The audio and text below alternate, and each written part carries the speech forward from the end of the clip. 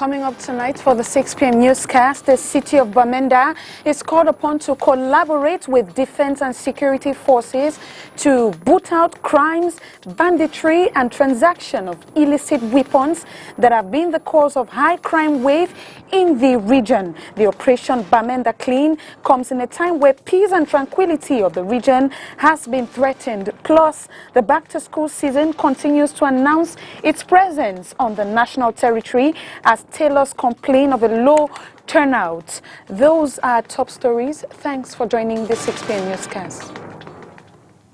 Good evening, ladies and gentlemen. Thanks for joining the 6 p.m. newscast on Spectrum Television. I am Josephine Bindzi.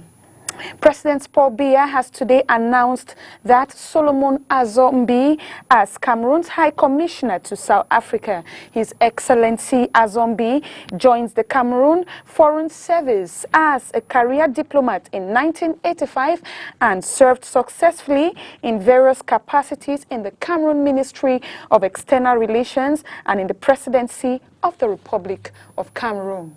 As announced in the headlines, defense and security forces in the northwest region have embarked on a new security operation termed Bamenda Clean, aimed at restoring the long-lost peace the city had enjoyed before. The action follows a series of atrocities committed in this region for the past few weeks. Details with Oni Ladonet. Protecting and securing the citizens of Bamenda and its surroundings is the objective of the Operation Bamenda Clean. This operation was launched on Tuesday, 8th of September 2020 in a communiqué signed by the commander of the 5th Joint Gendarmerie Region, Brigadier General Ekongwes Divine, Brigadier General Nka Valet, and the Divisional Commissioner, Gusmo Emile. With Bamenda being the chief town of the crisis-hit northwest region, authorities say this action will help eradicate perpetrators of evil in the region. This security operation is a response to the different attacks launched by criminals, with the most recent being the assassination of a civilian and personnel of the Defense and Security Force, the robbery of banks and shops, and the different lootings carried out. The communiqué further calls on the population to strictly respect the earlier decision of the city mayor of Bamenda and the senior divisional officer for Mezam, which prohibited the circulation of commercial motorbikes in major areas of the city. Inhabitants of the Northwest have thus been called upon to collaborate with security forces for the operation to be a success. Still on defense and security, a defense and security officer has been apprehended at Long Street, Tiko, in the southwest region, suspected to have carried out illicit transactions of ammunitions. Richard Mokoso was picked up by security forces at the verge of completing the financial transaction of the deal. Denizens of Makepe Misoke in the Douala 5 municipality are adamant to evacuate the risk zones as spelled out by the mayor of the Douala 5 municipality. Our reporter Christel Asexwele was on ground to assess work done so that we would know what is being done in that locality.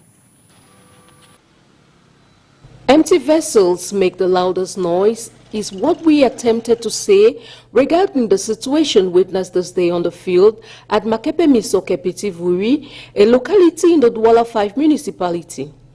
The population who were called to evacuate these premises due to the fact that their houses were built on drainage systems are still very much present despite the mayor's order in a press release dated August 31, 2020, stating that they had exactly 8 days from when the press release was published to leave these premises or face the council's municipal department of urban services. A press release order which the population says they never heard of. We are not aware of any order to move. Moreover, we have no other place to go to. We have been living all our lives here. Where else do you expect us to go to? There was flood all over Douala. It was not only swampy areas.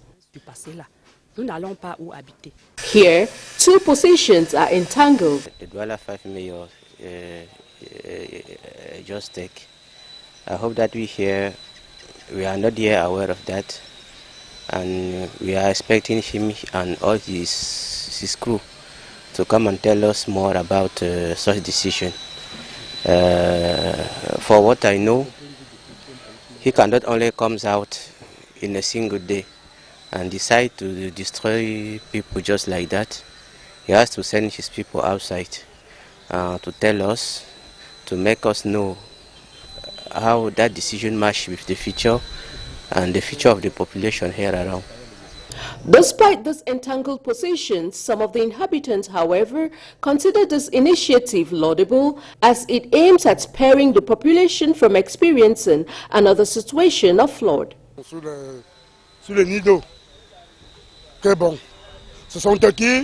If there are people who have built on drainage systems, it's normal for them to leave the area.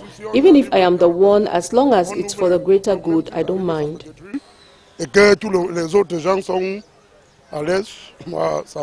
In a bid to understand the reasons why the operation has not been implemented as stated in the mayor's press release, we were told by the mayor's cabinet that the team in charge of the operation is working on it.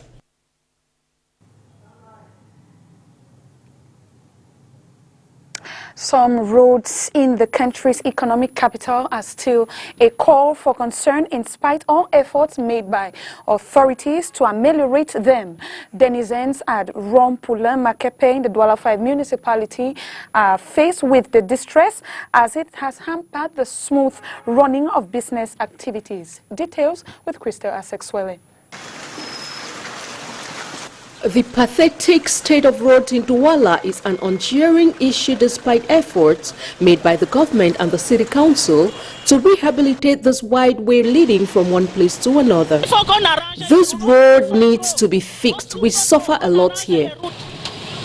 Here, at the Rompula neighborhood in the Douala 5 municipality, circulating on this stretch of road, be it on a motorbike, in a vehicle, or on foot, can be likened to a church procession as everyone is struggling to make way for a passage to move on. Movement which is not that easy due to the numerous potholes, gullies and bumps which have obscured the entire road, causing huge traffic. When we buy our motorbikes, they don't last due to the bad state of roads. We suffer in traffic with clients.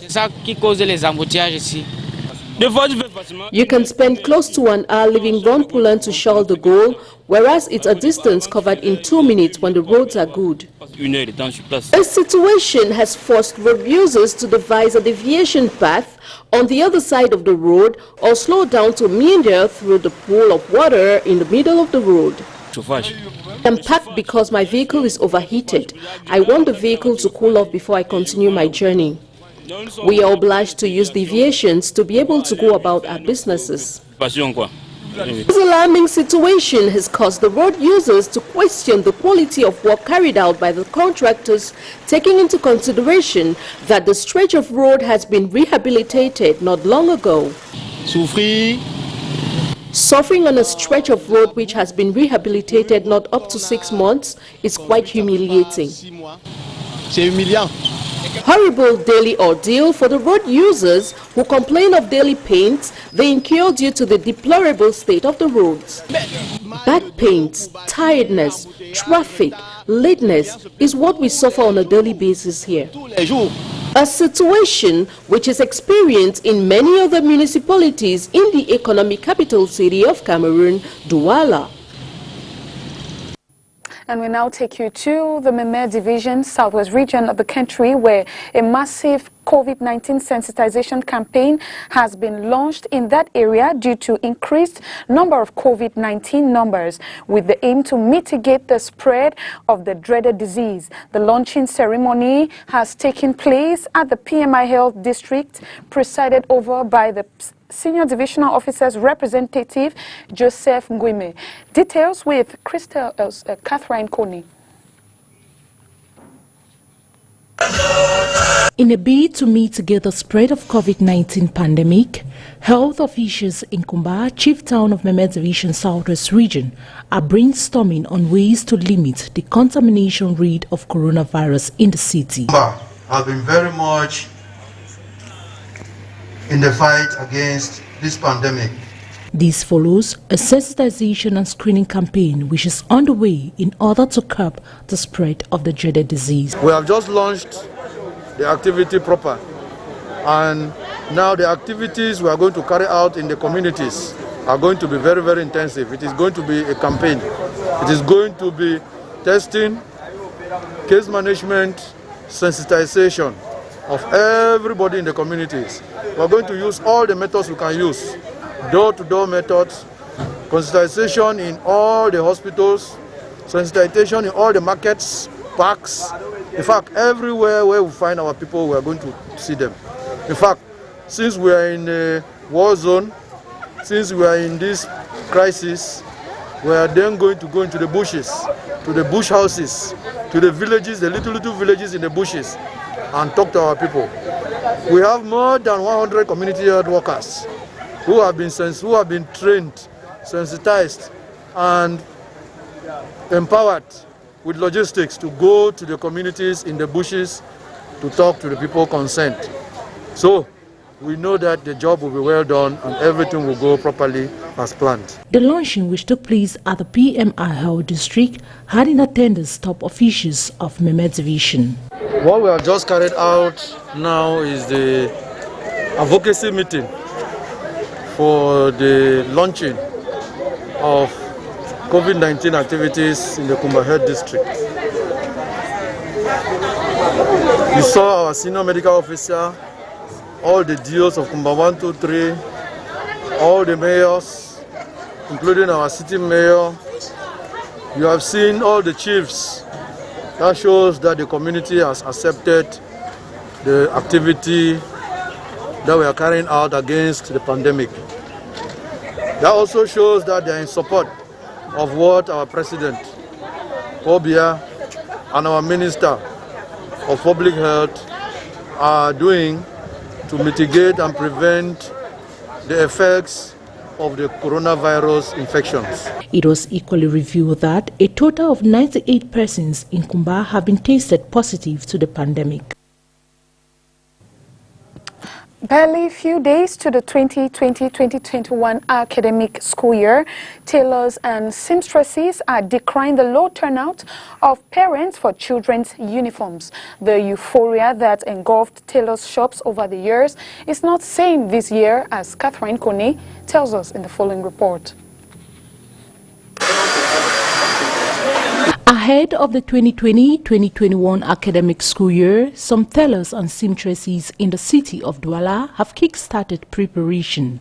Uniforms for different institutions are already made available for pickup. According to these tailors, the back-to-school this year seems different, as parents are yet to place order for their kids' uniforms. Yes, with a different. Slow down. There is nothing signifying like this year we will even have something like back to school. Depression, everything. The lawyers started coming. I have only some few customers. I'm even afraid to show uniform myself because I don't think they will buy this year. Because I have just 1 month remaining. So I'm afraid to show dresses I'm going to sell. But anyway, by next week I will start selling the uniform, even a bit. The slowdown in business, they say, is due to the outbreak of COVID-19 health crisis. I want to believe that it's partly due to Corona that has put every economic activity down, especially as far as our domain is concerned. Before this time around, we were really selling the uniform a bit. But this year around, I'm not yet selling even one. But I have only some few customers, you see, just some few customers. Bon. We are doubting. I don't really know, I can't really know things because of this sick outside the COVID-19, or I don't really know what is happening. I think that's the reason. However, the tailors are hoping there will be a boom in their businesses as the school reopening dates fast approaching. It's back to school season, and the newsroom took interest on how parents are preparing their children for the new school season. Oni Ladonet tells us that parents prefer home tutoring ahead of the school year. After spending close to 7 months outside classrooms, it is vital for students to be abreast with their studies. In order to attain this goal, some parents in the city of Douala have resorted to different methods. Some prefer teaching their children at home, while others go for home tutors. Les enfants doivent rester apprendre à la maison, oui, en faisant la répétition. The children will stay at home and learn by doing revision. I work with my children when I get home in the evening. I have been working with them since the month of September, since they have been playing for over 7 months. So it's time to help put them on track. Oui, pendant les 7 derniers mois, pour nous remettre au pas. At home, you tell your parents you have a program, you program them. You tell them at this time, this is what you have to do. You read your books, not only when you are there, but when you are, even when they are not there, they know what to do because you've already instruct them. And they know they have to study. Yeah. Non, j'ai un répétiteur à la maison. J'ai un répétiteur. Donc je n'ai pas ce problème. I have a revision teacher at home. I don't have that issue. And besides, I have grown-up children. He started teaching since the holidays started. On les a donné les vacances. Oui, j'ai engagé directement un répétiteur. On the other hand, there are parents who trust the intellectual capacity of their children and believe they won't be negatively affected. They haven't forgotten anything. An intelligent child will remain intelligent, while a dull one will remain dull. And my children are intelligent, and while they are at home, they keep studying. The 2020-2021 school year will officially begin on October 5, 2020. On our international page, nursing mothers in Somali express fears over children's vaccination as COVID-19 cases continue to threaten the health security of the African continent. How do these infants survive without their vaccination? Let's find out with the VOA. Amina Mustafa and her family were displaced by the drought 3 years ago and have since been living in a Mogadishu relief camp. Her 3-week-old baby needed vaccinations, but she was too afraid of catching COVID-19 to go to a clinic. Mustafa says it's a common fear among mothers in the camp.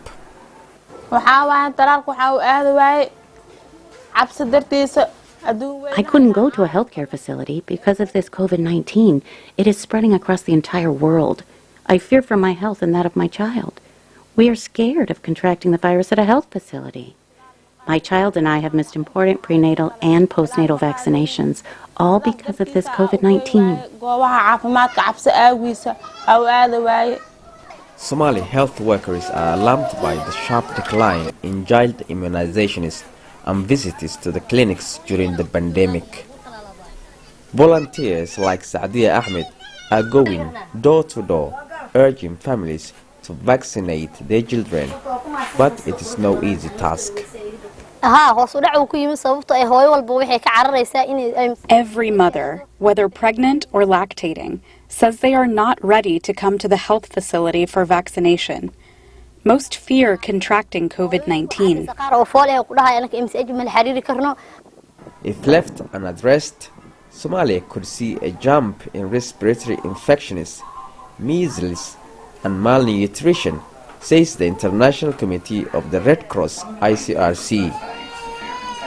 The ICRC says visitors to the Somali Red Crescent clinics by children under 5 and pregnant women dropped by more than half in the first 7 months of this year compared to 2019.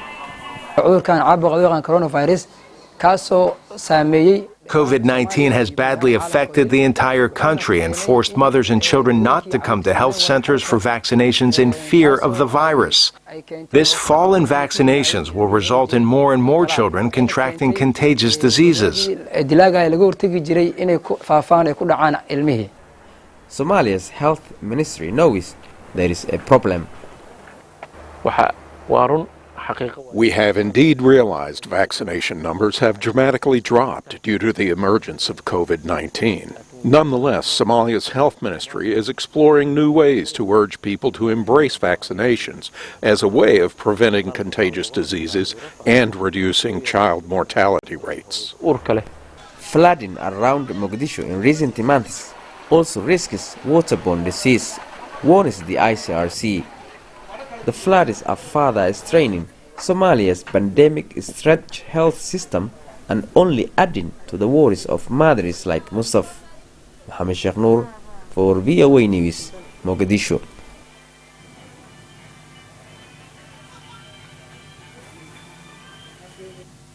Thanks for watching the 6 p.m. newscast. We will be back tomorrow with more information from the city of Douala and around the country. Join the news in the French language, which comes up at 8 p.m. with Oriane Donking.